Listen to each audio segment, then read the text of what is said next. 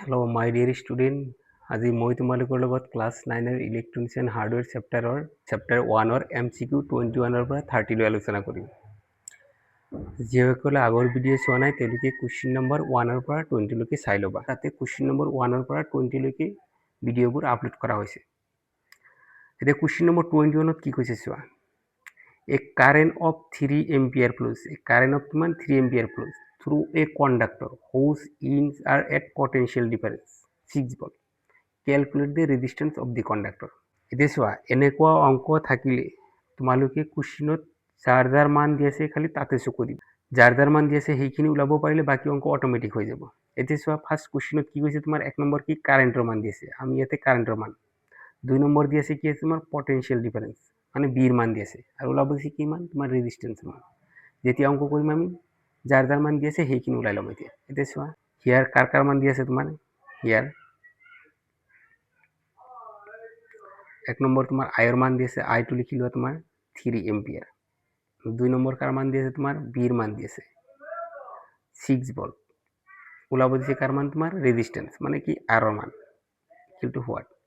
এতিয়া R equal to কি জানো তোমাৰ বি বাই আই হৈ যাব, বি সদায় ওপৰত থাকিব। এতিয়া চোৱা বিৰ মান কিমান দি আছে তোমাৰ 6 ভোল্ট আৰু আইৰ মান কিমান দি আছে তোমাৰ 3।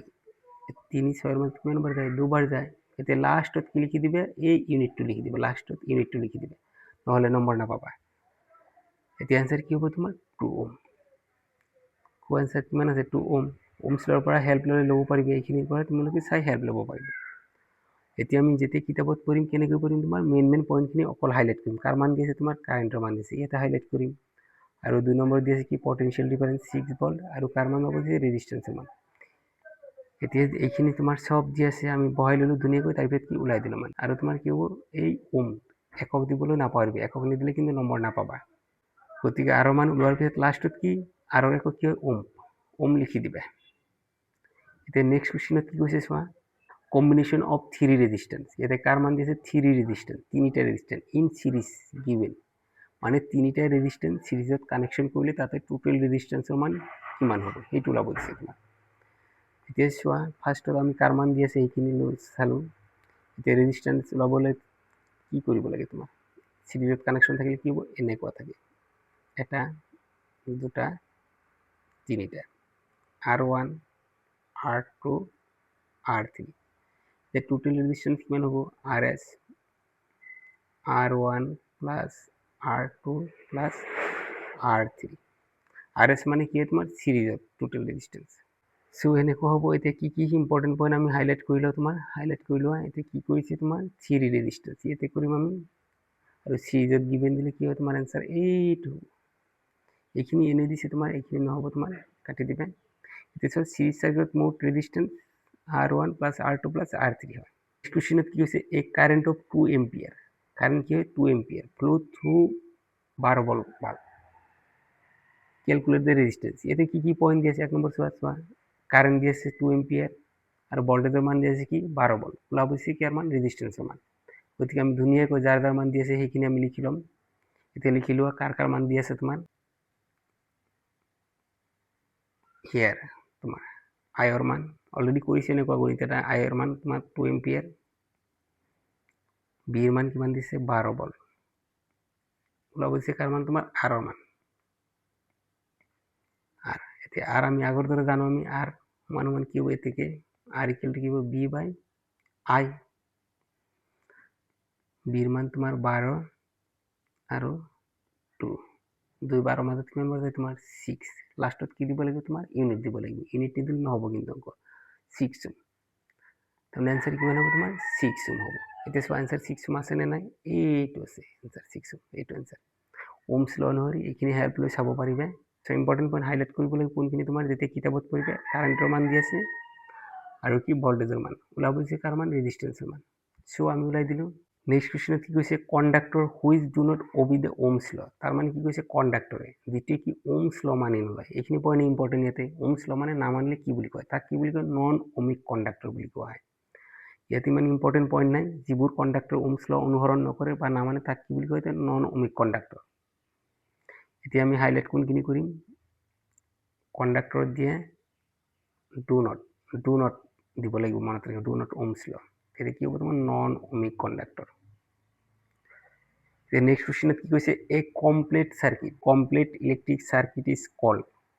মানে চাৰ্কিট কেইধৰণৰ পাইছোঁ আমি, দুই ধৰণৰ পাইছোঁ তোমাৰ, এটা হ'ল ক্লোজ চাৰ্কিট আৰু এটা কি হয় তোমাৰ অপেন চাৰ্কিট। এতিয়া ক্লোজ চাৰ্কিট হ'লে কি হয় চোৱা, ক্লোজ চাৰ্কিট আৰু এটা কি পাইছে তোমাৰ অপেন চাৰ্কিট।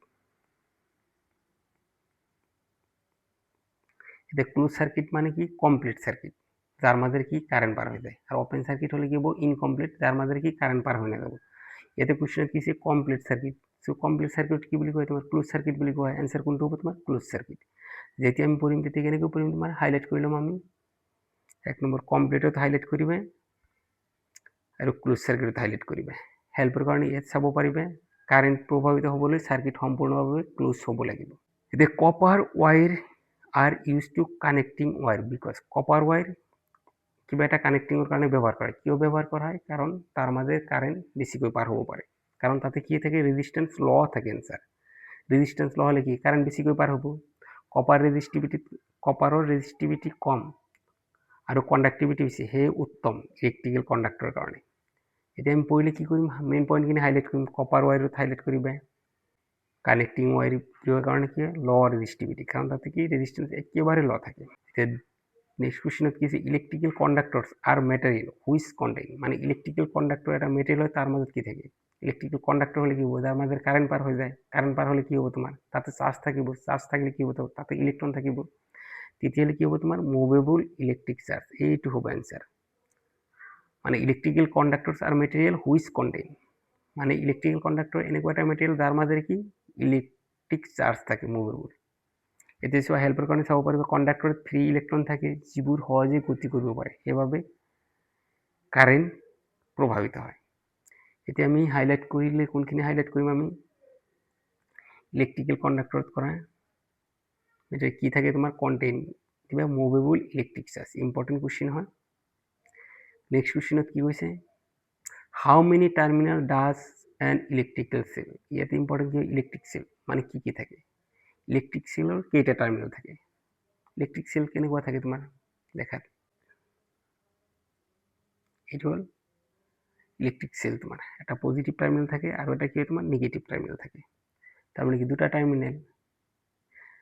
চ' আমি এনচাৰত কি কি ইম্পৰ্টেণ্ট পইণ্ট, কেইটা টাৰ্মিনেল থাকে, দুটা টাৰ্মিনেল থাকে, এটা পজিটিভ টাৰ্মিনেল আৰু এটা কি নিগেটিভ টাৰ্মিনেল। এটা ইলেক্ট্ৰিক চেলত দুটা টাৰ্মিনেল থাকে, এটা পজিটিভ টাৰ্মিনেল আৰু এটা কি হয় তোমাৰ নিগেটিভ টাৰ্মিনেল। যেতিয়া আমি পঢ়িম তেতিয়া কি হাইলাইট কৰি ল'ম মেইন পইণ্টখিনি, হাউ মেনি টাৰ্মিনেল এইখিনি হ'ব, আৰু ইলেক্ট্ৰিক চেলত কেইটা হ'ব তোমাৰ দুটা। নেক্সট কি কৈছে, ইলেক্ট্ৰিক চেল কনভাৰ্ট ডেছ এনাৰ্জি ইনটু ডেছ এনাৰ্জি। এতিয়া ইলেক্ট্ৰিক চেল মানে কি বেটাৰীত কি থাকে তোমাৰ কেমিকেল এনাৰ্জি, আকৌ কি কৰে তোমাৰ ইলেক্ট্ৰিকেল এনাৰ্জিলৈ কনভাৰ্ট কৰে। ইলেক্ট্ৰিক চেলত কি থাকে তোমাৰ কেমিকেল এনাৰ্জি থাকে, সেই কেমিকেল এনাৰ্জি আকৌ কি কৰে তোমাৰ ইলেক্ট্ৰিকেল এনাৰ্জিলৈ কনভাৰ্ট কৰে। এতিয়া হেল্পৰ কাৰণে ইয়াতে চাব পাৰিবা, ইলেক্ট্ৰিক চেলত কেমিকেল এনাৰ্জিক ইলেক্ট্ৰিক এনাৰ্জিলৈ ৰূপান্তৰিত কৰি বিদ্যুৎ উৎপন্ন কৰে। মানে কি কৈছে, ইলেক্ট্ৰিক চেলে কেমিকেল এনাৰ্জিক ইলেক্ট্ৰিক এনাৰ্জিলৈ ৰূপান্তৰিত কৰি বিদ্যুৎ উৎপন্ন কৰে। এতিয়া ইম্পৰ্টেণ্ট পইণ্টখিনি হাইলাইট কৰি দিছোঁ, তোমাৰ ইলেক্ট্ৰিক চেল হ'ব আৰু কি থাকে তোমাৰ কেমিকেল এনাৰ্জি আৰু ইলেক্ট্ৰিকেল এনাৰ্জি, এইখিনি আছ মাৰিলে হৈ যাব। এতিয়া battery is used in circuit, battery এটা কিহৰ কাৰণে ব্যৱহাৰ কৰা চাৰ্কিট এটাত, বেটাৰী এটা কি কৰা মেইনটেইন পটেনচিয়েল ডিফাৰেঞ্চ, মানে বিভৱ পাৰ্থক্য বজাই ৰাখিবলৈ বেটাৰী ব্যৱহাৰ কৰা হয়। হেল্পৰ কাৰণে চাব পাৰিব, বেটাৰীয়ে চাৰ্কিটত পটেনচিয়েল ডিফাৰেঞ্চ বা ভল্টেজ বজাই ৰাখে, যাৰ ফলত কাৰেণ্ট কি প্ৰভাৱিত হয়। ইম্পৰ্টেণ্ট পইণ্টখিনি হাইলাইট কৰিম, battery is use the circuit to maintain potential difference, এইখিনি হাইলাইট হ'ব। চ' আজিলৈকে আহিছোঁ, নেক্সট ভিডিঅ'ত আমি নেক্সট কুৱেশ্যনখিনি আলোচনা কৰিম। Thank U.